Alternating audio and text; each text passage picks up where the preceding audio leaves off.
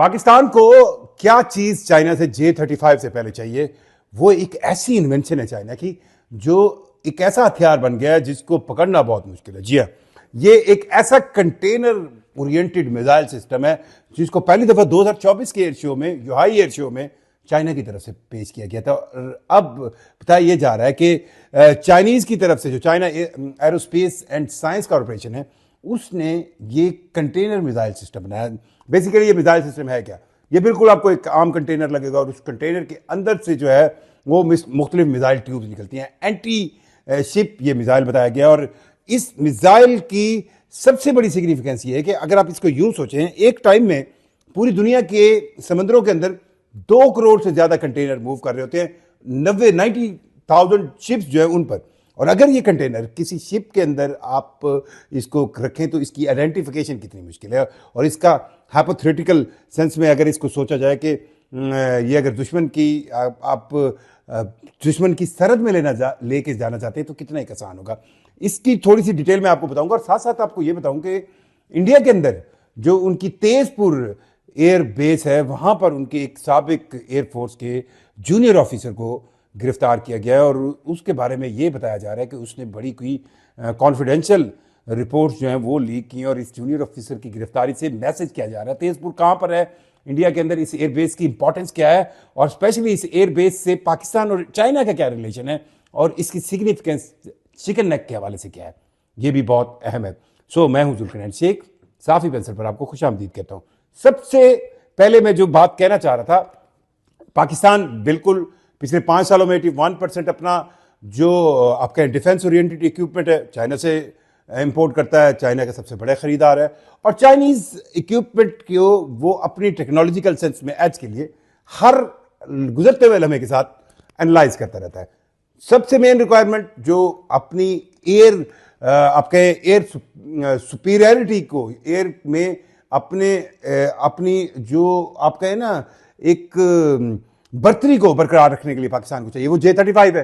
अब J-35 के से पहले पाकिस्तान को एक बहुत ही इंपॉर्टेंट वेपन इक्विपमेंट जो है वो चाइनीज नजर आया। ये एक ऐसा कंटेनर मिसाइल है जो सिंपली कंटेनर की फॉर्म में, आपको इसके मुख्तलिफ कंटेनर के कलर में होगा और इसके अंदर मिसाइल्स एंटी शिप मिसाइल्स भी इसमें है और इसके अंदर आप सुपरसोनिक जो है वो मिसाइल, क्रूज मिसाइल वो भी लगा सकते हैं और इसका ऑपरेटिंग सिस्टम भी इसके अंदर होगा। और ये कंटेनर आप किसी भी कार्गो शिप पे जो है डालकर जो है वो आप इंटरनेशनल वाटर्स में भी चला सकते हैं। और अगर आप इसको एक मफरूजे के लिए देखें कि अगर आपका कोई भी दुश्मन है ABCD और आप एक ऐसी शिप आती है, आपको ये जहन में रखना चाहिए कि शिप्स जो होती हैं वो मल्टीपल पोर्ट में, मतलब एक शिप अगर US से आ रही है और उसने कुछ कंटेनर्स जो है वो कराची की बंदरगाह पर उतारने हैं, फिर कुछ उसने मुंबई की बंदरगाह पर उतारने हैं, फिर उसने कुछ कोलंबो की बंदरगाह पर उतारने हैं, तो वो हर जगह पे से कंटेनर उतारेगी भी और लेगी भी सही। तो इस सेंस में अगर इंटेलिजेंस सेंस में देखा जाए तो ये कंटेनर मिसाइल सिस्टम जो है वो बहुत सिग्निफिकेंस रखता है। और इसको अगर आप किसी भी कार्गो शिप पर रखें तो इसको आइडेंटिफाई करना बहुत मुश्किल है। इसको आप आइडेंटिफाई करके किस तरह तबाह करेंगे ये बहुत मुश्किल है।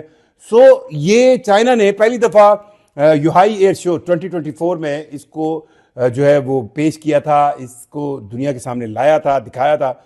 और अब जो है ये पाकिस्तान इसको लेने के लिए, एक्वायर करने के लिए बहुत ज़्यादा आगे तक इसकी बातचीत चल रही है। और इसकी वजह यह है कि पाकिस्तान, जैसे मैंने आपको बताया कि पाकिस्तान के पास एयरफोर्स सेंस में या पाकिस्तान के पास आर्मी सेंस में बहुत टेक्नोलॉजिकल एज है, लेकिन नेवल सेंस में पाकिस्तान हर गुजरते हुए लम्हे के साथ अपने आप को बहुत जल्दी से अपग्रेड करना चाह रहा है। चाहे वो हंगूर क्लास सबमरीन्स हों, चाहे आप पिछले दिनों आपने देखा होगा कि जो एंटी शिप मिसाइल के तजर्बे किए पाकिस्तान नेवी ने। और अब ये जो कंटेनर मिसाइल सिस्टम है इसके अंदर मैंने आपको बताया सुपरसोनिक्स क्रूज मिसाइल आप नस्ब कर दें, इसके अंदर आप सैटेलाइट के साथ लिंक करके कोई मिसाइल सिस्टम नस्ब कर दें और जो इसका नेविगेशनल सिस्टम है वो अंदर खुद से ऑपरेट करेगा। और ये एक ऐसा कंटेनर होगा जो इवन दुश्मन के साहिल पर उतर कर वहां से भी दुश्मन को हिट कर सकता है। और इसकी शक्ल शेप जो है वो सिंपल कंटेनर की तरह होगी और इसको आइडेंटिफाई करना बहुत मुश्किल होगा।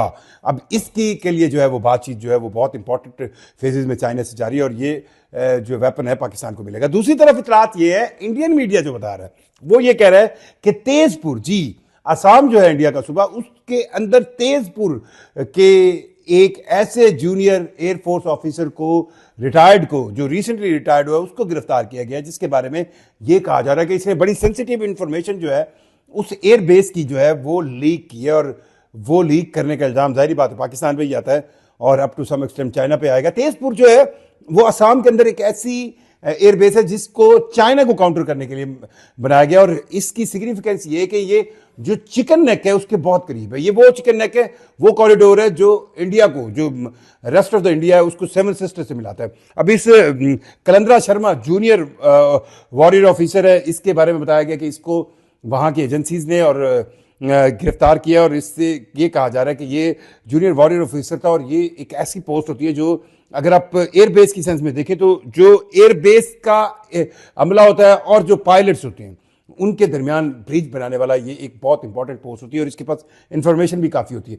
इसके बारे में कहा जा रहा है कि जी इसने बहुत SU जो 30 है उनके बारे में इंफॉर्मेशन दी थी। अब SU 30 जो है वो नॉर्मली चाइना को कंटेन करने के लिए जो है वो इंडिया इस्तेमाल करता है, लेकिन पाकिस्तान के साथ भी मई की झड़प में SU 30 का इस्तेमाल किया गया था। रशियन एयरक्राफ्ट है। हाँ, ये ज़रूर कहा जाता है कि इस रशियन एयरक्राफ्ट को आइडेंटिफाई करना बहुत ही आसान है। RCS जो इसका होता है वो तकरीबन 20 मीटर तक का होता है और पाकिस्तान और इंडिया के जहाज़ों की इन्वेंट्री देखें तो सबसे ज़्यादा बड़ा RCS इसी का होता है। अब ये कलंदरा शर्मा कितना इन्वॉल्व था ये खुद देखेंगे, लेकिन अब ये ज़रूर कहा जा रहा है कि जी यहाँ से बहुत ही इंफॉर्मेशन जो है, यानी इंडिया से जो है बहुत सारी इन्फॉर्मेशन जो है वो दुश्मन को जाती रही और इस इन्फॉर्मेशन की दुश्मन को जाने की वजह से वो ये सोच रहे हैं कि हमें जो है वो ऐसे ऐसे लोगों को गिरफ्तार करना चाहिए जिसके बारे में वो कह रहे हैं कि नहीं जी नहीं, इन्होंने इन्फॉर्मेशन पास की थी। सो अब यहाँ से आप ये भी अंदाज़ा लगा लें, एक तरफ तो ये है कि वो गिरफ्तार कर रहे हैं, दूसरी तरफ अब ये तेजपुर असम में मौजूद है और पाकिस्तान से कितने दूर है, तो फिर पाकिस्तानी इंटेलिजेंस इदारों का भी जो सिस्टम है वो कितना डीपली रूटेड है, ये भी सवाल पैदा होता है। और ये तो अब वक्त बताएगा कि कितनी इंटेलिजेंस। अब मैंने आपको पिछले भी एक वीलॉग में बताया था कि कहा यह जाता है इंडिया में या दुनिया में कि ISI के अंदर जो है वो जिन भूत भर्ती हुए हैं और उनको पता नहीं कहाँ से चीज़ें पता चल जाती हैं और हर चीज़ ऑन टाइम पता चल जाती है, टाइमली पता चल जाती है।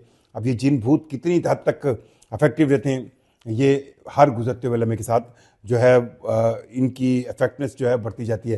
ह्यूमन इंटेलिजेंस का कोई भी आप कहें अल्टरनेट नहीं है, मुतबादिल नहीं है। ह्यूमन इंटेलिजेंस हमेशा इंपॉर्टेंट रही है और इस ह्यूमन इंटेलिजेंस को ही आप कन्वर्ट करते हैं दूसरी इंटेलिजेंसेस के साथ। नो डाउट इस वक्त टेक्नोलॉजिकल सेंस में आपके पास ड्रोन्स हैं, आपके पास स्पाई ड्रोन्स हैं, आपके पास सैटेलाइट है, लेकिन ह्यूमन इंटेलिजेंस हमेशा इंपॉर्टेंट रही है। अपनी राय से ज़रूर आगाह कीजिएगा। मुझे जुल्करनैन शेख को इजाज़त दीजिए। अल्लाह हाफ़िज़।